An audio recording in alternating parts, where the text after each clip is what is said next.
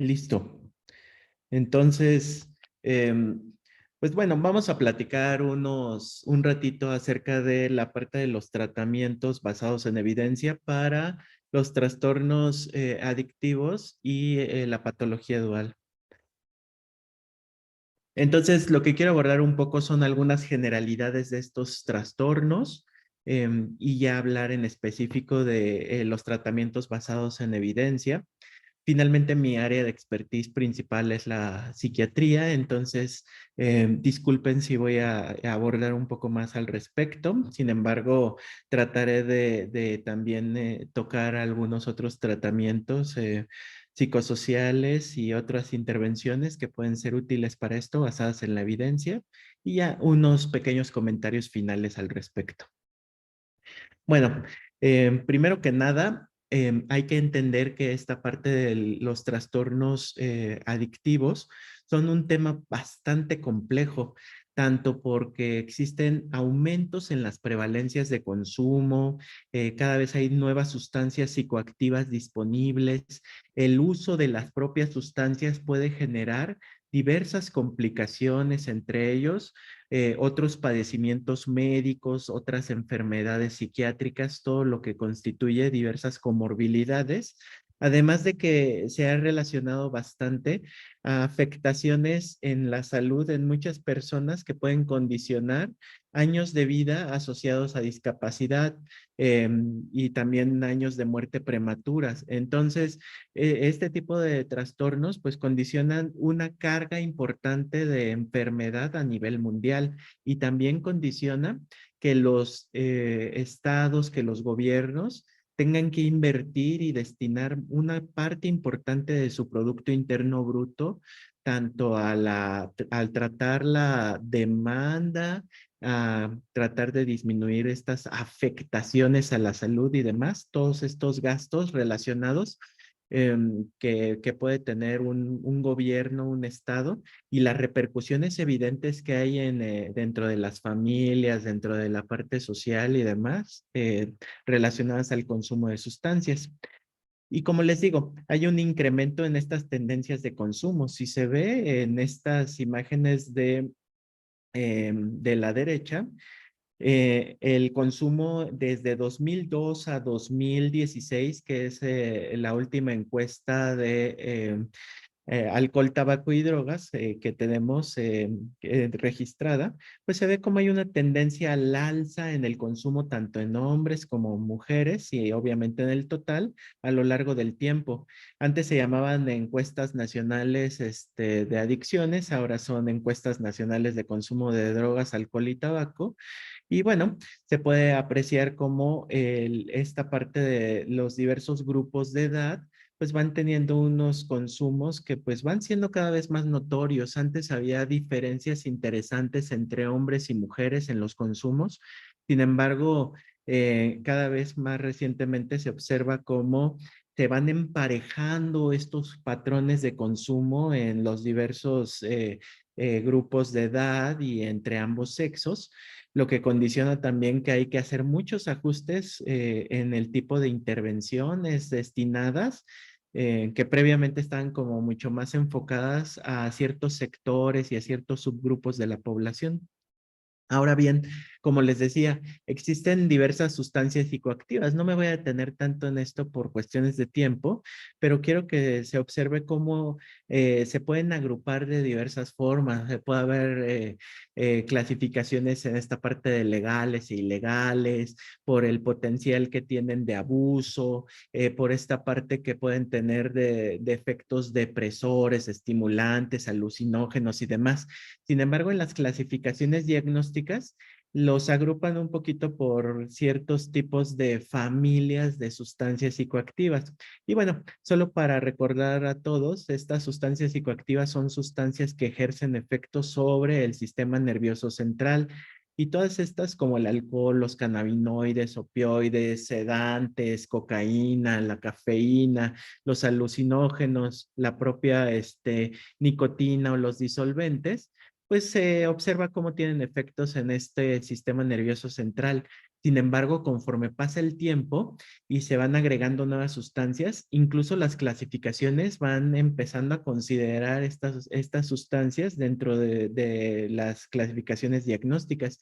Y ahora, además de los cannabinoides clásicos, se han agregado algunos sintéticos, las catinonas, también llamadas sales de baño, el MDMA y otras drogas que se conocen como disociativas.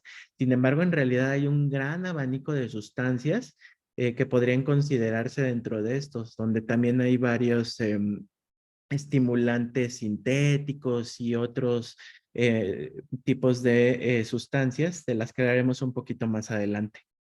Y bueno, se ha evidenciado que el consumo de sustancias psicoactivas genera un aumento de algunas sustancias en el cerebro y lo principal que todo mundo describe y demás es esta parte de los aumentos de la dopamina.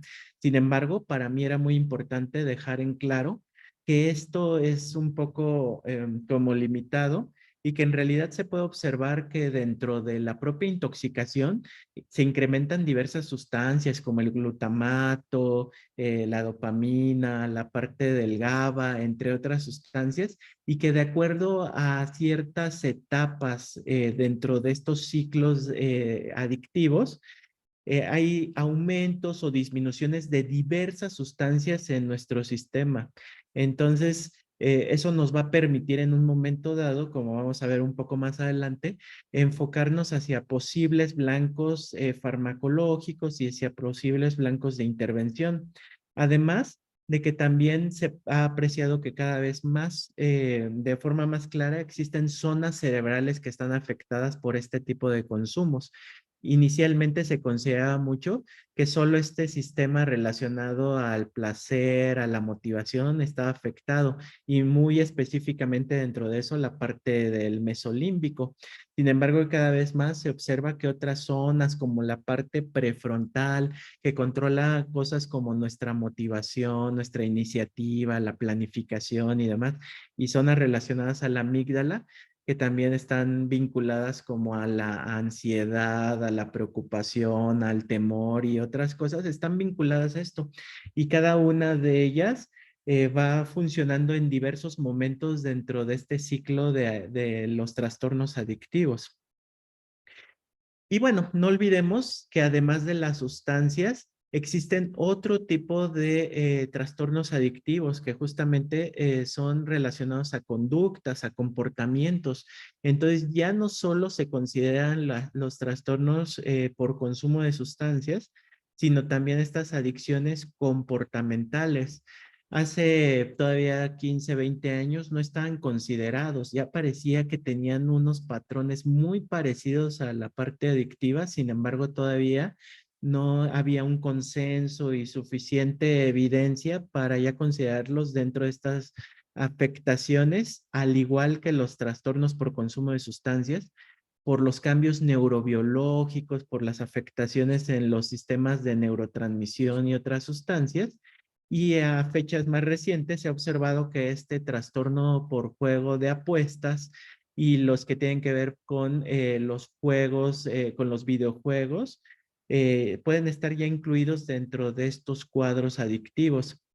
Sin embargo, se están poniendo en la mira otro tipo de conductas en estudio relacionadas a la parte sexual, a las compras, a la parte de la comida, incluso al ejercicio o al trabajo, que parece que tienen muchas similitudes con esta parte de los trastornos adictivos. Sin embargo, aún estamos un poco en espera de contar con mayor información, mayores datos para considerarlos dentro de esto o mantenerlo en algún otro apartado más relacionado a un control de impulsos deficiente o algunas otras cuestiones que puedan estar ahí relacionadas.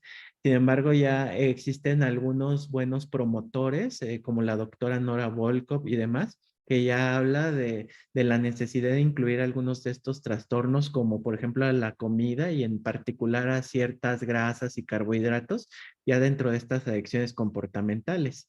Y bueno, en realidad, todas estas situaciones pareciera que tienen muchas similitudes, como les decía, con esta parte de los cambios que se presentan y de la preponderancia en la vida de la persona relacionada a otras actividades, que en realidad ese tipo de relación, de vínculo, es algo que define muchísimo a los trastornos adictivos en general.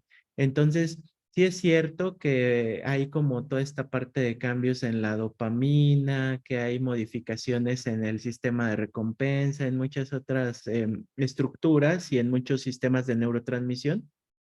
Pero ya hablando clínicamente, algo muy interesante en general en los trastornos adictivos es esta parte de cómo la persona se vincula con alguna sustancia o conducta y poco a poco va cobrando la mayor importancia en su vida y va relegando otras actividades, otras necesidades a segundo plano. Entonces, ya cuando este tipo de situaciones empiezan a tener ese tipo de patrón, de características, bueno, habrá que considerar si realmente ya tienen características parecidas a lo adictivo. Y bueno, evidentemente, cuando hablemos un poco de ciertas intervenciones, será importante hablar de esto de los factores de riesgo e incluso de factores protectores. No me voy a detener mucho en esto, pero evidentemente tengamos cierta herencia, como esta parte genética de predisposición o no a consumir sustancias, que en nuestra casa haya como más facilidad, que sea bien visto, que no haya normas sociales tan duras, que en un momento dado tengamos buenas o malas habilidades sociales, se pueden tornar factores protectores o de riesgo, siendo los factores protectores aquellos que disminuyen la probabilidad de que se presente una conducta y los de riesgo aquellos que incrementan la probabilidad de que se presente alguna condición, alguna situación, como en este caso los trastornos adictivos.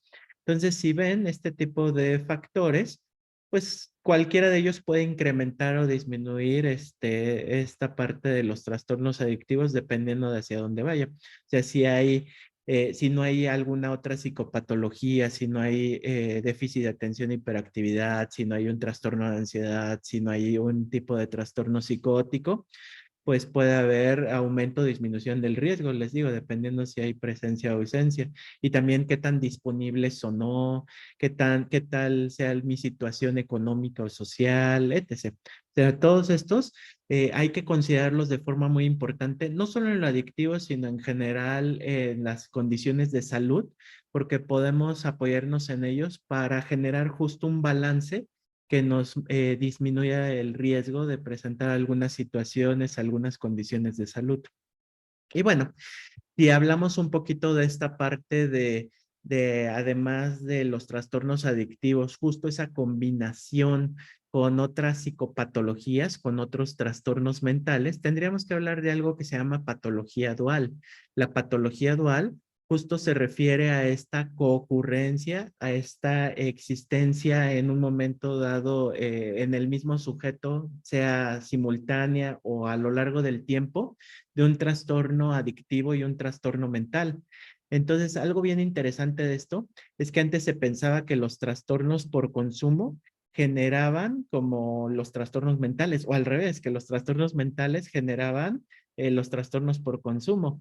Sin embargo, últimamente ya se ha considerado que es más común que exista algo que se llaman factores comunes, que tengamos justo esta proclividad, esta predisposición, esta vulnerabilidad biológica y evidentemente todos los factores que estábamos hablando para el desarrollo de ambos tipos de condiciones de salud y que evidentemente eso, como ya en un modelo bidireccional, haga que los síntomas de una condición influyan, puedan incrementar, potencializar los del otro y entonces complica mucho más este tipo de cuadro.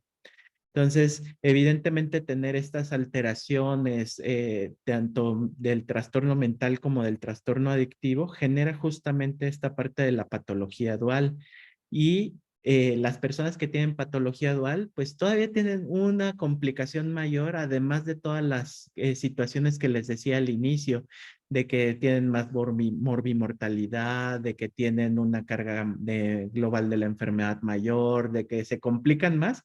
Vean, estas personas todavía son más jóvenes, tu situación económica, de pareja y todo es un poco más complicada, tienen un mayor grado de deterioro, tienen más riesgo suicida, tienen más enfermedades o trastornos mentales asociados, pueden desarrollar o tener más riesgo de tener estas enfermedades de transmisión sexual, como VIH, hepatitis B y C, entre otras cosas. Tardan más en mejorar cuando usan los tratamientos, su respuesta es más limitada, su pronóstico es peor y usan más servicios de salud, tardan más tiempo en la hospitalización. O sea, vean, está mucho más complicado cuando alguien ya tiene patología dual comparado a alguien que solo tiene un trastorno adictivo. Y bueno, vean, hay muchos cuadros que pueden generar esto, desde la esquizofrenia y otros trastornos relacionados, el déficit de atención, los trastornos relacionados al estrés como el postraumático, el trastorno bipolar y otros que son de los más comunes. Pero justo esta parte de tener un trastorno mental como psicosis, trastornos de personalidad u otros cuadros graves son predictores muy importantes para desarrollar, para tener además un trastorno por consumo de sustancias. Y bueno, después de esa introducción, me gustaría platicarles un poco ya de algunas intervenciones basadas en evidencia, pero antes de eso, quiero comentarles que existe algo que se llaman principios de tratamiento eficaces que los da el NIDA, este Instituto Nacional de Abuso de Drogas de Estados Unidos. Y vean, me parecen muy interesantes porque son bastante aplicables a muchos contextos, donde se habla de que la parte de la adicción es una enfermedad compleja, pero tratable.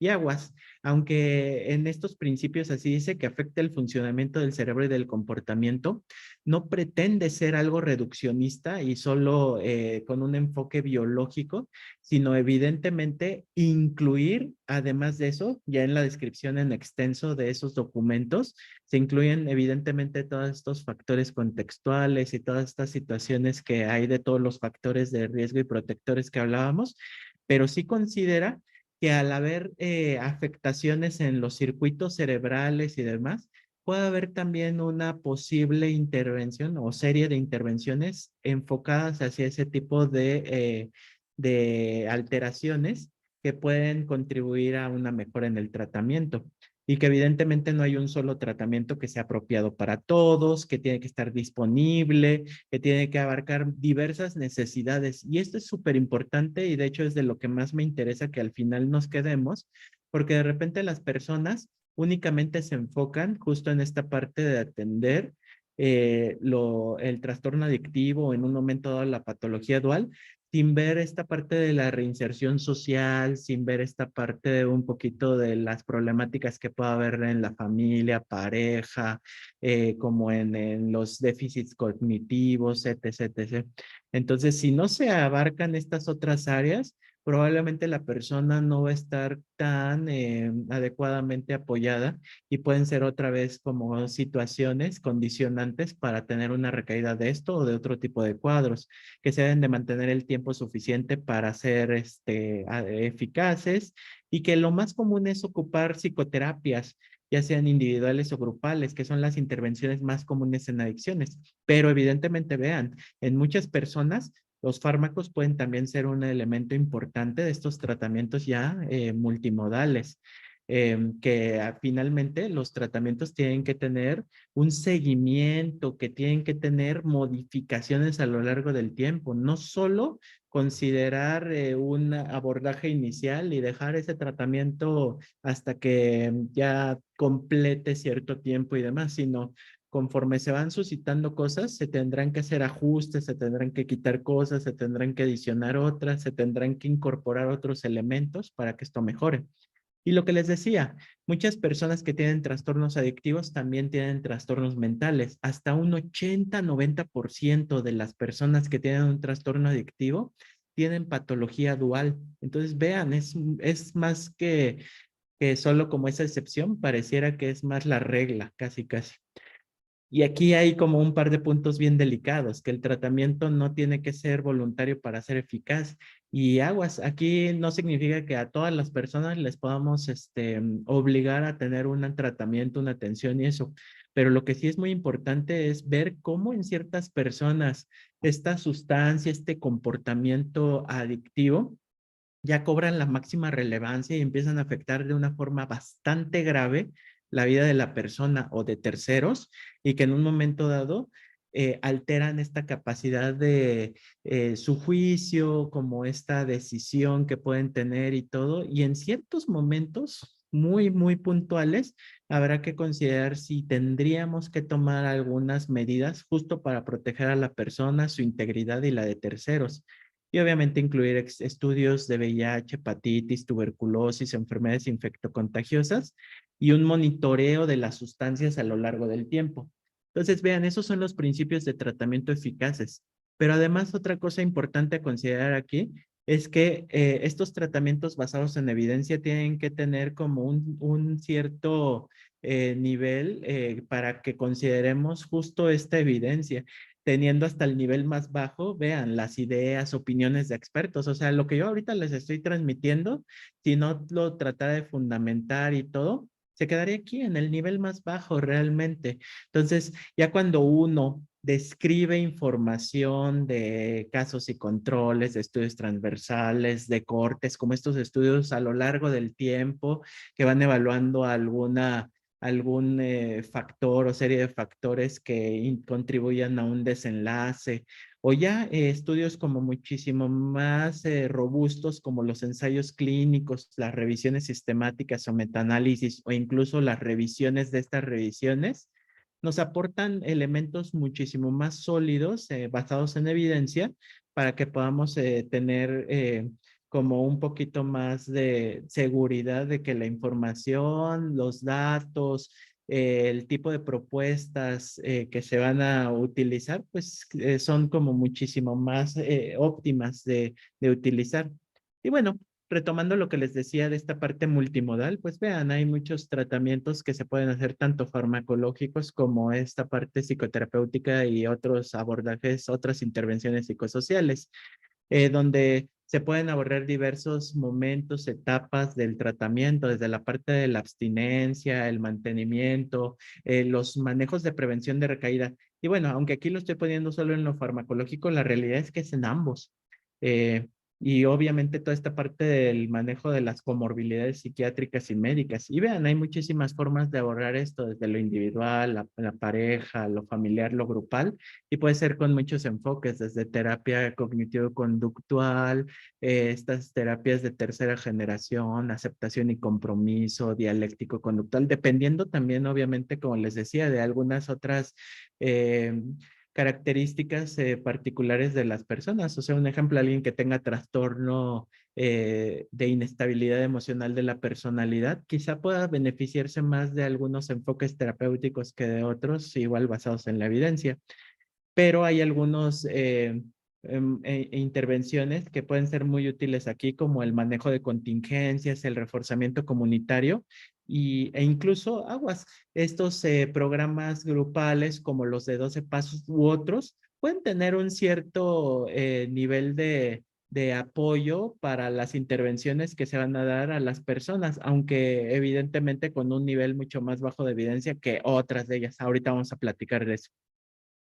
Y bueno, dentro de los tratamientos para los trastornos adictivos, ya no me voy a centrar tanto en algunos detalles, pero quiero comentarles que hay manejos que pueden ser ambulatorios y en un momento dado residenciales. Y dentro de estos manejos residenciales puede haber algunos al corto plazo y a largo plazo.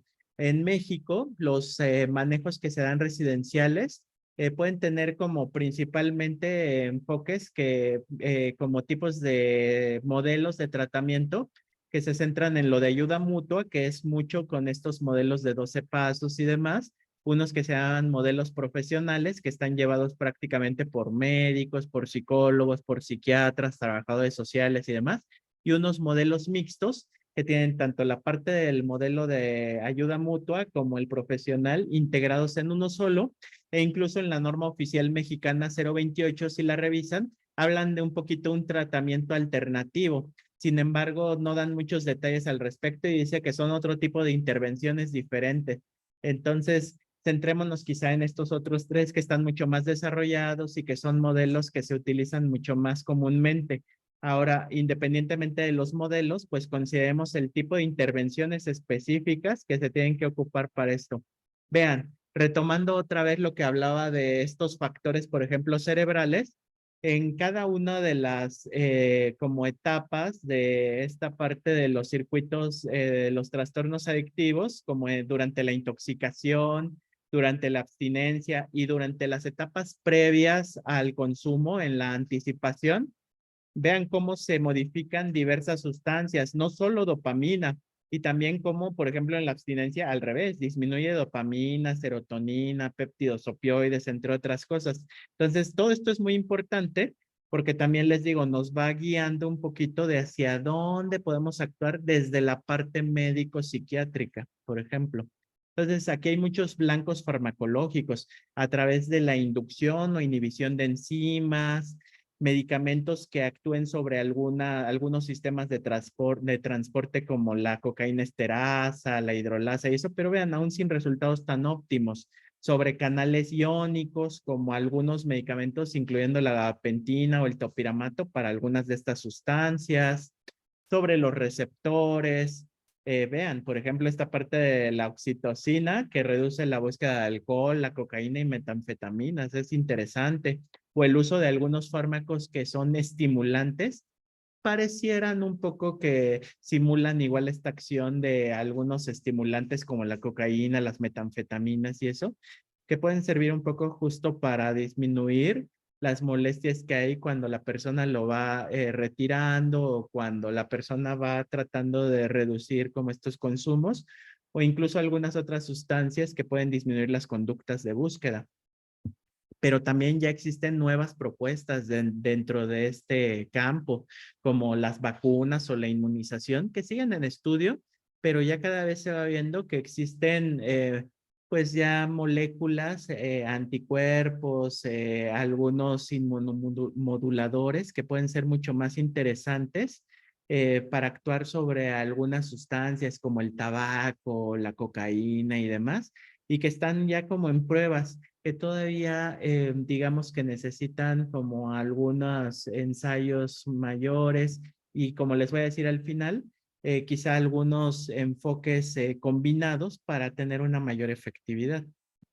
Y también hay unos tipos de técnicas ahora que se llaman neuromodulación, entre ellos la estimulación magnética transcraneal, la de corriente directa, la estimulación del nervio vago, que pueden ser muy útiles justo para actuar sobre ciertas zonas cerebrales y que pueden reducir quizá esta parte del apetito del consumo, lo del craving, o esta parte de la conducta de búsqueda o algunas otras cuestiones relacionadas, por ejemplo, a esta patología dual, que mejoren los síntomas depresivos en personas que además consuman alcohol y que a su vez contribuye un poquito por lo bidireccional a disminuir un poquito el consumo de esta sustancia y demás. Y otros enfoques combinados con sustancias en donde se tratan de ocupar algunos mecanismos de acción combinados para dar un mayor efecto.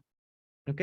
Entonces, vean, dentro de esta parte farmacológica para nosotros, el tratamiento de esta parte de abstinencia es importante y muchas veces se ocupan fármacos, pero no solo eso, les digo, cada vez ya se ocupan más técnicas como de neuromodulación, por ejemplo, para opioides.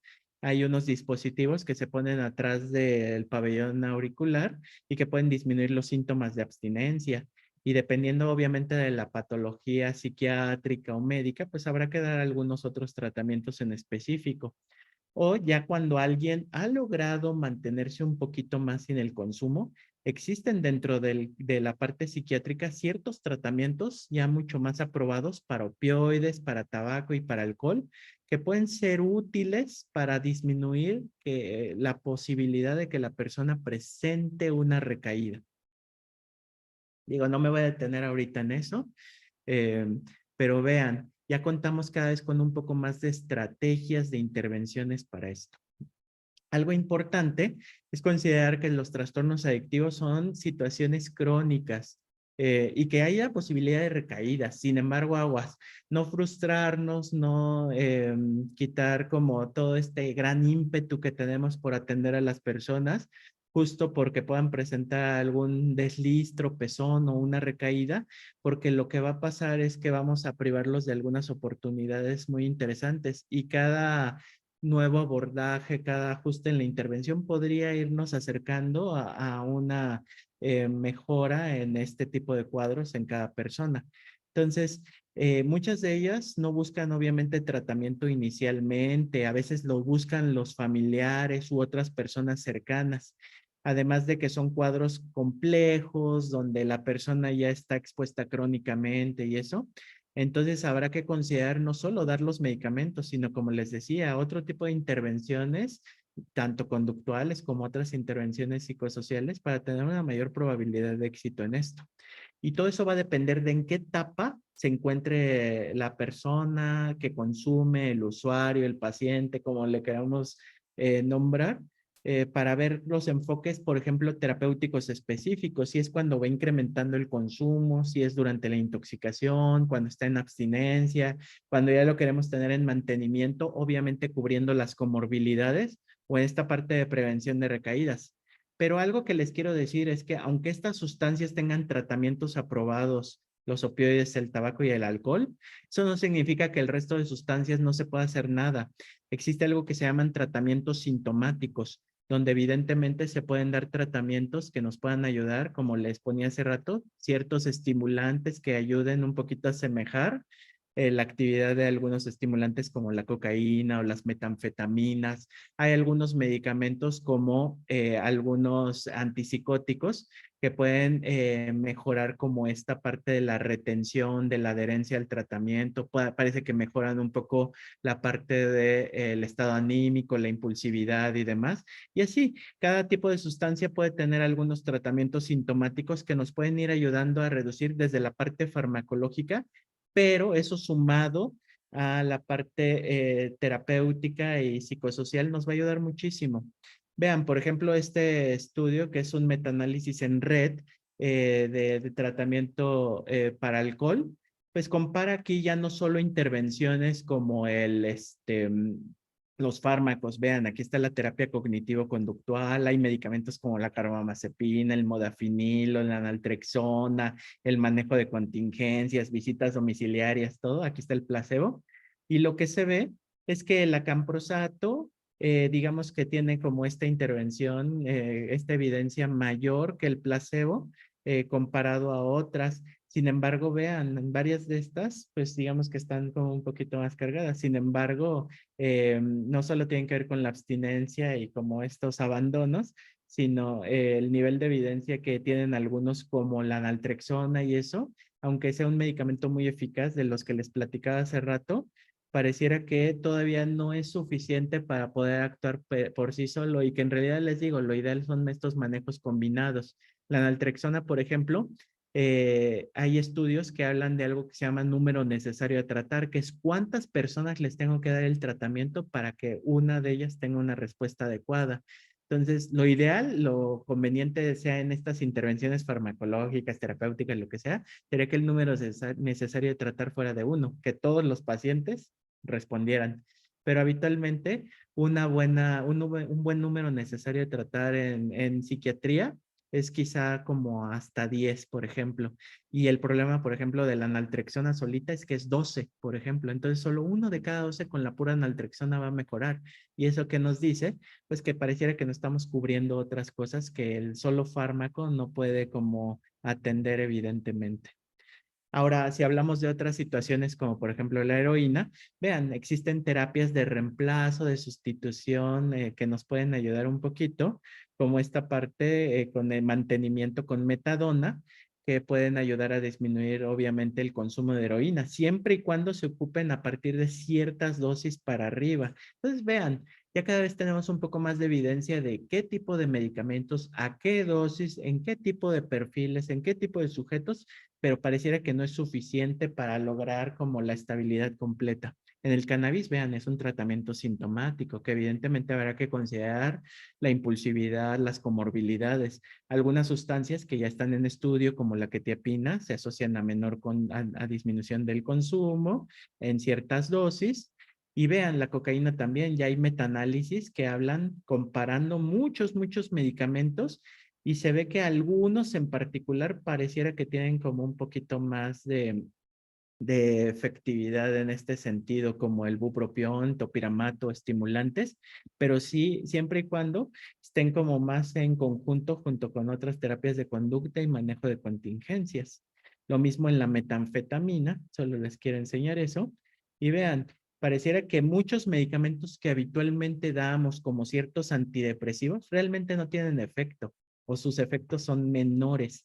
Entonces eso nos hace replantearnos un poquito si únicamente a partir de la parte farmacológica estamos cubriendo adecuadamente eso, o si solo desde la parte terapéutica, psicosocial, estamos cubriendo eso, o en realidad lo que requerimos, justo como les decía, es un manejo integrado para aumentar estas posibilidades de éxito en las personas. Les voy a poner solo un ejemplo breve de con el TDA, hablando de la patología dual. Y entonces aquí se puede ver que esta parte de los síntomas a lo largo del tiempo de hiperactividad, impulsividad e inatención van cambiando un poquito, pero vean, se van incrementando estas comorbilidades hacia la vida adulta, entre ellas lo del TDA. Entonces, dar como algunos abordajes, algunas intervenciones que nos ayudan en la prevención de recaída, más algunos medicamentos, vean, pueden reducir tanto los síntomas del TDA como el consumo, el craving y los test urinarios negativos. Entonces, ese manejo conjunto va a ayudar muchísimo más. Y, por ejemplo, otra vez solo hablando esto del TDA, vean por qué. Porque las personas que tienen TDA tienen hasta un 7.9 veces más probabilidad de desarrollar un trastorno por consumo de sustancias que antes se dividían como esta parte de consumos perjudiciales y dependencias. Entonces, vean, es bastante alto el riesgo de desarrollar esto. Entonces, evidentemente, hacer como estos tratamientos que nos ayuden a combinar un poquito las intervenciones, nos van a ayudar a reducir justo estos consumos de alcohol, de nicotina, de cannabis, de estimulantes, de otras sustancias, porque si no, pareciera que el riesgo se eleva bastante, además de tener otro tipo de situaciones, vean, como conducta antisocial o como otros trastornos psiquiátricos relacionados. Entonces, si no hay el manejo adecuado para el TDA, vean cómo hay un aumento del riesgo de policonsumo incluso. Entonces, alguien que no tiene TDA va a tener, digamos, cierto nivel de riesgo y las personas que sí lo tengan van a tener un incremento en estas estimaciones de la probabilidad de tener un mayor consumo a lo largo del tiempo. Y aquí ven en cuántas sustancias incluso. Y bueno, evidentemente todo esto, hablando del TDA o de la depresión, por ejemplo, vean, implica que hay que condicionar no solo tratamientos farmacológicos, sino psicosociales también, y que vean, no solo se dan los tratamientos con los medicamentos que les dije, sino que evidentemente se tienen que abordar otros aspectos justo para poder mejorar este tipo de cuadros clínicos, además de la atención de diversas comorbilidades, como les decía. Por ejemplo, el VIH, si no se atiende con algunos tratamientos junto a las terapias, por ejemplo, de grupo y eso, no van a llegar a lograr esta diferencia, esta reducción en el uso, en el craving, en la depresión, en ciertas poblaciones que han sido estudiadas en un momento dado. Entonces, aquí algo bien importante es que se pueden utilizar muchos medicamentos que nos pueden ser útiles para esta parte de los trastornos adictivos. Y una herramienta nueva que tenemos recientemente es la parte de la farmacogenómica, que es el uso de algunos test para ver a través de pruebas ya sea en saliva, en sangre y demás, qué medicamentos, qué tratamientos pueden ser más efectivos para ciertas personas que tengan como menos interacciones, que tengan menos probabilidad de efectos adversos y eso. Antes esas tecnologías eran bastante caras, pero ya ahorita existen en el mercado disponibles pruebas de 10,000, 15,000 pesos, quizá algunas más, algunos menos, pero comparado a hace 5 años, que recuerdo, había algunas de 30,000, 40,000 pesos. Entonces pareciera que se van haciendo un poco más disponibles, accesibles y eso, y esperemos que a futuro ya sea mucho más alcanzable para utilizar como una herramienta dentro de este manejo conjunto. Y además, algo que en mi doctorado estuve viendo mucho es justo esta parte de la percepción de la enfermedad. O sea, estará muy bien la parte de conocer qué medicamentos, o ahorita vamos a ver un poco de qué terapias sean útiles, pero de repente si la persona tiene ciertas nociones de la enfermedad, de su proceso de enfermedad, de cómo se le explica, que no tengan estos elementos, por ejemplo, de lo neurobiológico, de los factores de riesgo, de otras cuestiones que hemos estado platicando, la guía para su toma de decisiones, para evaluar cómo jerarquiza estas opciones en salud y cómo define sus tratamientos, pues va a estar ahí completamente modificada. Y en un momento dado eso va a depender mucho de qué tanto le podamos brindar información, psicoeducación, otros elementos para que modifique un poquito estos modelos explicativos que tenga de su enfermedad y evidentemente eso se traduzca en otro tipo de intervenciones, tratamientos posibles a utilizar. Y bueno, como pueden ver entonces, todo esto de los fármacos y demás, pues tiene que considerar muchas cosas, la frecuencia de consumo, el tipo de sustancia, pero también vamos a considerar muchos otros factores contextuales y otra cosa que se llaman desenlaces intermedios. A veces solo hablamos de eficacia o no, de si consume o deja de consumir y aguas. Ahora, cosas muy interesantes son la reducción del consumo, el número de días sin consumo, la reducción de otros síntomas psiquiátricos que estén aparejados en los cuadros de patología dual, las tasas de cumplimiento, los test negativos de consumo de sustancias a lo largo del tiempo, entre muchas otras cosas. Entonces, consideremos todo eso y también esta inclusión de la familia y demás. Vean, cuando se incorpora a estas personas, parece que puede haber una reducción, quizás es leve, pero es interesante, de hasta 3 semanas menos de consumo por año cuando se incorpora a la familia dentro de estos tratamientos. Y es algo interesante. Y evidentemente dentro de las terapias, pues vean, hay muchas que se pueden utilizar. Les voy a hablar brevemente nada más de algunas. Ya ustedes conocen esto del TCC y demás, entonces esto puede ayudar justo para mayor abstinencia y para abordar un poquito, vean, por ejemplo, en metanfetamina, el uso, la severidad de la dependencia o lo que les decía, los días sin consumo. No estamos hablando solo de consumo o de abstinencia, sino a lo largo del tiempo, cómo se va comportando este tipo de situaciones en diversas personas. También, si tienen cuadros comórbidos como depresión, vean, cuando ya tienen sesiones de terapia cognitivo-conductual, entrevista motivacional, junto con algunos otros tratamientos, parece que tienen tasas más altas de abstinencia y que cada sesión adicional incrementó en 1.5 veces más la probabilidad de abstinencia. Vean, aunque fueron poquitas sesiones, sí hay una diferencia interesante en ese sentido. También esta parte del manejo de contingencias que han hablado y van a hablar en los siguientes días un poquito, por eso no me voy a detener, puede ser muy útil en esto. Es una intervención bastante potente para esta parte del inicio de la abstinencia.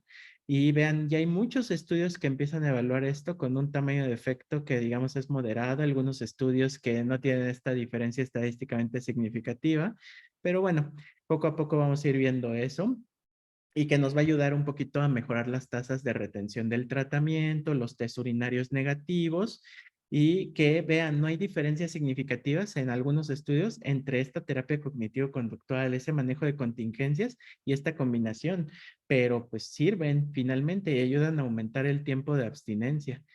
Igual la entrevista motivacional nos puede servir para reducir el consumo en los manejos intensivos. Esta parte del reforzamiento comunitario nos va a ayudar a desarrollar algunas habilidades, cambios de estilo de vida y otras situaciones que nos pueden ayudar a reforzar estos vínculos sociales, familiares y demás para mejorar un poco la estructura y el apoyo que tenemos.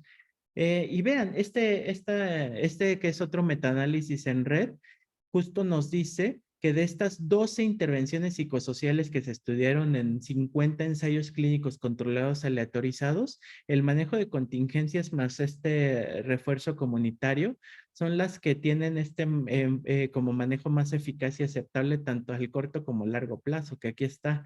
Otros programas como esto de los 12 pasos, otros manejos como de recompensas no contingentes, la TCC así solita y eso, pues presenta efectos interesantes, pero vean, lo que demostró mucha más eficacia fueron estas dos intervenciones.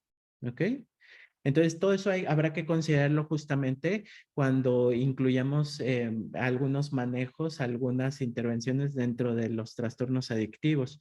Y hablando de estas psicoterapias de tercera generación, por ejemplo, algunas terapias como esta de atención plena, esta de aceptación y compromiso, la dialéctica, el mindfulness y varias, también han probado como una mejora en la abstinencia comparado a algunas otras intervenciones en reducir niveles de craving y que pueden servir justo en esta coexistencia de trastornos mentales y otros trastornos adictivos.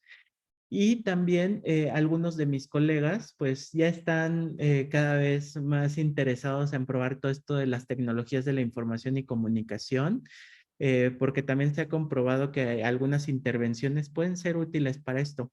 De hecho, justo en la maestría que hice de prevención del consumo, se hablaba, algo que hice fue justo como el prototipo de una aplicación móvil, todos sus módulos y demás basados en evidencia para la disminución del consumo excesivo de alcohol. Y ya hay entonces diversos módulos e intervenciones específicas dentro de las propuestas de las aplicaciones móviles que también han comprobado bastante eficacia de eso. Entonces se pueden hacer algunas intervenciones ahí específicas como este envío de textos, presentación de algunas actividades en pantalla, desarrollo de algunas actividades dentro de. Y ahora con lo de la inteligencia artificial, ya hay incluso aplicaciones que se van como ajustando justo al perfil de cada usuario que lo va utilizando para mejorar las intervenciones. Hay algunas como una que se llama de Praxis, que se ocupa mucho para depresión, que se me hace ahorita como el prototipo de, que ya ha pasado por muchísimos ensayos clínicos controlados y que ya incluso en diversas clínicas en Estados Unidos se está proponiendo y ahorita algunos enfoques que tienen que llevar prescripción con receta junto a algún manejo farmacológico para la reducción de los opioides. Entonces en Estados Unidos ya como que empiezan a incluir este tipo de técnicas dentro del manejo conjunto de las intervenciones. Y lo que les decía de la neuromodulación, vean, mejora el funcionamiento cognitivo y emocional, disminuye el craving, disminuye los impulsos, entonces puede ayudar a muchas cosas también, reduce el uso a lo largo del tiempo, vean. Entonces, son intervenciones bastante eficaces que nos pueden ser útiles también.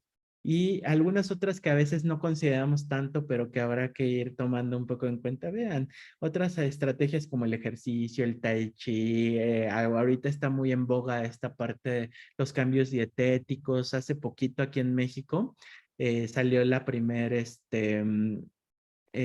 como la primer sustancia que trae probióticos para mejorar la parte del microbioma, todo lo de nuestra flora intestinal y eso para mejorar la parte depresiva y demás. Y entonces vean, otro tipo de tratamientos también habrá que considerarlos porque van a ir contribuyendo para la calidad de vida, para el sueño, para el ánimo, para toda esta parte del craving, para mejorar el humor, para otras cosas que también hay que considerar y no olvidarnos de que se ha ido cambiando desde un enfoque que antes era prohibicionista hacia uno más enfocado, participativo en la reducción de riesgos y daños a la salud, donde la propia persona es parte del proceso de salud, es copartícipe, y entonces aquí no significa necesariamente la suspensión, la terminación del uso de la sustancia, sino ir generando como algunas estrategias, algunas intervenciones para que no se produzcan todas esas afectaciones que hablábamos, que no tengan infecciones de transmisión sexual, que no se contagien de VIH, que no tengan accidentes, que no haya embarazos no deseados, que todas estas cuestiones que hemos platicado se reduzcan en lo posible su presentación, las afectaciones. Y vean, todo eso tiene que ver también con estas estrategias que, digo, no hemos abordado tanto, pero desde la prevención y educación desde edades tempranas. la doctora Ingrid Vargas, que la van a ver en un par de días, hizo este libro en donde le agradezco la invitación a participar con ese capítulo justo de la parte de los trastornos adictivos y en donde se habla de que al finalmente la importancia de tener información apropiada nos va a ayudar en general a la salud mental, a esta parte en particular de lo que les estoy hablando, de los trastornos adictivos y patología dual. Pero bueno, no se limita eso en general en los temas de salud, pues es muy importante contar con una información accesible, adecuada, al alcance, muy digerible, que nos pueda ayudar a mejorar estos modelos que hablábamos explicativos de los procesos de salud. Y todo eso va a contribuir a que podamos generar como intervenciones, les digo ya multimodales, donde dependiendo de cómo se encuentre la persona, vamos a saber hacia dónde atenderlo. Si es más intenso el consumo de sustancias, pues a lo mejor requerirá algún manejo como lo que les decía, en modelos residenciales, con algún manejo profesional, mixto, alguno de estos, o si es más intenso los síntomas psiquiátricos, pues a lo mejor un internamiento psiquiátrico, eso, o si no son tan intensos ninguno, a lo mejor algo ambulatorio, pero evidentemente vean, con psicoeducación a la familia, con estos tratamientos psicosociales, con la parte de la evaluación, diagnóstico, seguimiento, con la prevención de recaídas, todo. Si no se incluye todos estos manejos, les digo, va a fallar esto.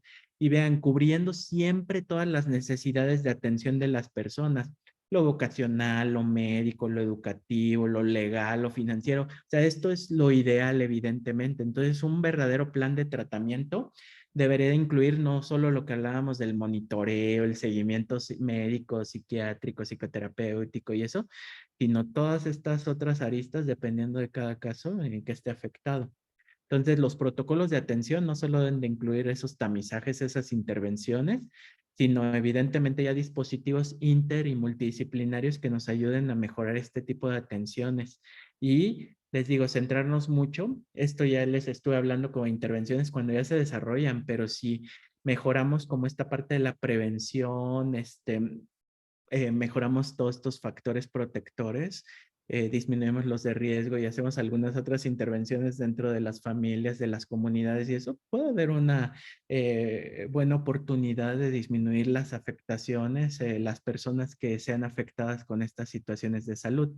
Entonces, muy interesante es que tenemos que evaluar ya individualmente a cada persona, pero vean, lo que quiero que les digo, se les quede muy claro, es que habitualmente hay que combinar tratamientos y no solo tratamientos entre los puros fármacos o entre las puras terapias con algunos de los elementos, sino estos manejos combinados sinérgicos, interdisciplinarios son mucho mejores, obviamente con la reducción de daños y les digo, con enfoques que no solo consideren la abstinencia, sino la reducción del consumo, la adherencia, como esta disposición, la retención al tratamiento y demás. Entonces, todo eso va a ser muy interesante. No sé si tengan alguna pregunta, duda, comentario. Eh, Digo, no quiero excederme de tiempo tampoco. Creo que vamos sobre tiempo. Muchísimas gracias, doctor Toledo, por todo lo que nos compartió. Y sí, hay comentarios en Facebook. Les invitamos a los participantes que están aquí en el Zoom también que vayan formulando sus comentarios, preguntas. Pues recibió muchos likes, muchos me encanta, han compartido la conferencia, doctor. Y pues Román López le envía muchos saludos. Gracias. David comenta datos muy interesantes. También Senderos Cláusula dice excelente información. Y tenemos por aquí el comentario de César Amauri, que nos dice buenas noches, excelente ponencia por parte del doctor Toledo. Habló sobre la llamada patología dual y brevemente mencionó que en muchas ocasiones se trata de pacientes con mayor riesgo de presentar también comorbilidades físicas. Por ejemplo, las infecciosas sistémicas crónicas. Y aquí nos hace una pregunta. ¿Alguna experiencia relacionada o recomendación para el abordaje de esta población tan compleja por contar con al menos 3 padecimientos graves de diferente naturaleza? Claro. Agradece mucho. No, gracias, doctora Mauri. Mire, yo lo que justo he visto en esa parte es agarro mi calculadora de interacciones, evidentemente, pues evalúo todo este perfil de la persona, trato de revisar bien cómo están sus laboratorios, sus como estudios previos que tiene y demás. Como tiene varios medicamentos, pues sí, trato de checar las interacciones farmacológicas. Y bueno, trato de utilizar justo este tipo de combinaciones, como les decía ahorita. Hay personas que ahorita están confiando en que trabajemos juntos, por ejemplo, que tienen VIH y alguna otra situación y demás, además de patología dual. Y pues buscamos y les explico muy bien, mira, este tipo de opciones pueden servirte por esto, aquí si aumentas tal medicamento, ahora que considerar que puede haber más efectos secundarios, a lo mejor si esto pasa, necesito que me avises inmediatamente. Obviamente habrá que darles un seguimiento más estrecho y bueno, entiendo que de repente en los sistemas de salud estamos muy saturados, pero creo que son poblaciones que requieren evidentemente pues un seguimiento con lupa y un apoyo constante y si no tener justo este tipo de canales como para ir acercándolos. Yo les comparto, por ejemplo, esto de, hay una página que se llama drugs.com. Les digo, mira, pregúntame lo que quieras, pero aquí está esto. Si quieres, mete los medicamentos, podemos revisar un poco las interacciones que pueda haber, podemos ver eso. Y ya si checamos que son moderadas, te explico. O sea, la primera sí les explico para que no haya ese problema, pero si tú quieres, revísalo y ya me preguntas en particular si hay alguna duda. Acuérdate que tratamos de ir cubriendo tal y tal síntoma o trastorno y dependiendo de eso tenemos que ir haciendo ajustes. A veces como les decía en los principios de tratamiento eficaces, habrá que ajustar algunos medicamentos a la alta o baja, dependiendo de. Y sí, claro, cada una de estas condiciones comórbidas, cuando hay varios padecimientos, complejizan el cuadro y ahí es donde muchísimo nos podemos apoyar justo de todo el expertise que tienen ustedes en la parte psicosocial y todas las intervenciones para no necesariamente dar tantos tratamientos farmacológicos. Muchísimas gracias, doctor. También se suma Jessie Blue y se valiosa información. Saludos.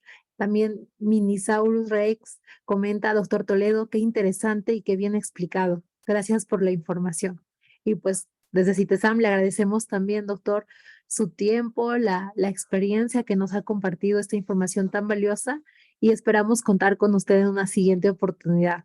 Pues Muchísimas les gracias. agradezco mucho. Muchísimas gracias por todo y saludos y que siga este gran festejo de la inauguración.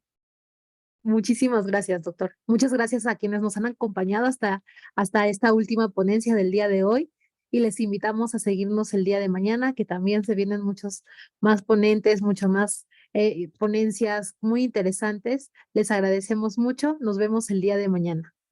Bonita noche a todos.